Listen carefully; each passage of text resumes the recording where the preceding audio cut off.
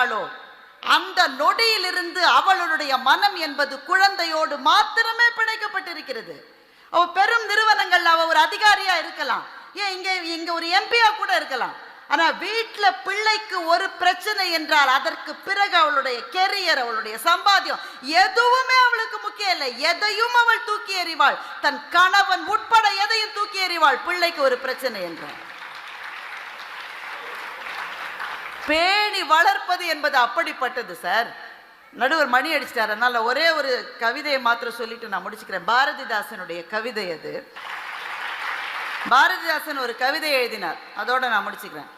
அந்த அப்பதான் பிள்ளை பிறந்திருக்கு. அந்த அம்மா கொஞ்சம் பருமனான அம்மா, பிள்ளை. அந்த பிள்ளைய பக்கத்தில் போட்டுக்கிட்டு, ரொம்ப பக்கத்தில் போட்டுக்கிட்டு தன் கையையும் பிள்ளை மேலே போட்டுக்கிட்டு அவள் தூங்கிட்டு இருக்கா. அதான் அந்த பிள்ளை, இது நான் முன்னாடி சொன்னேன் அந்த மாதிரி பிள்ளை. தூங்கவே தூங்காம அப்பதான் தூங்கியிருக்க, அவளும் களைச்சு தூங்கிட்டா. பிள்ளை என்னுடைய அப்பா வரான், அடிப்பா இவ ஏற்கனவே வெயிட் ஜாஸ்தி, இவ கையை தூக்கி பிள்ளை மேலே போட்டிருக்காளே, பிள்ளை நசிங்கிற போகிறது. நாங்கள் என்ன பண்ணால் ஒரு கல் எடுத்து அந்த தன்னுடைய மனைவி மேலே போட்டான். அந்த அம்மா அப்போ கூட தூங்குது, அப்பவும் தூங்கிட்டு இருக்க அந்த அம்மா. இரண்டாவது கல் எடுத்து சரியா குறிப்பாத்து போட்டான், அது தூக்கமே கலையல, அப்பவும் தூங்கிட்டே இருக்கு. ஐயோ இவ எந்திரிக்கவே மாட்டா போல இருக்கே. ஆனால் பிள்ளையை எழுப்பாம அவளை எப்படி எழுப்புறதுன்னு அவனுக்கு தெரியல. அதனால என்ன பண்ணா, அங்கே ஒரு மல்லிகைப்பூ இருந்தது, அந்த மல்லிகைப்பூவை எடுத்து அந்த குழந்தை மேலே போட்டான். அந்த தாய் அப்போதும் தூங்கி கொண்டுதான் இருந்தாள், விழிக்கவில்லை.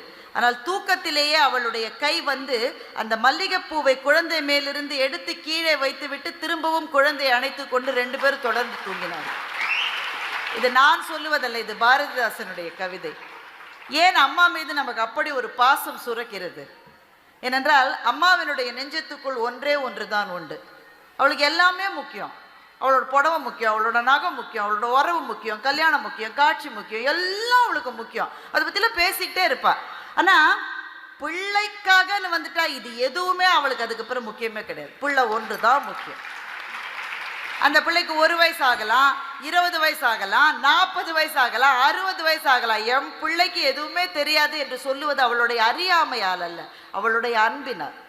அதனால்தான் அந்த பாப்பா ரொம்ப அழகாக சொன்னான், அம்மா போன பிறகு கூட அந்த வீட்டுக்கு நாம் போனால் அம்மா வீட்டுக்கு போகிறேன்னு மாத்திரம்தான் நம்மளால சொல்ல முடியும். தாய் என்பவள் தனிமையிலே நாம் தேடுகின்ற ஒரு உறவு.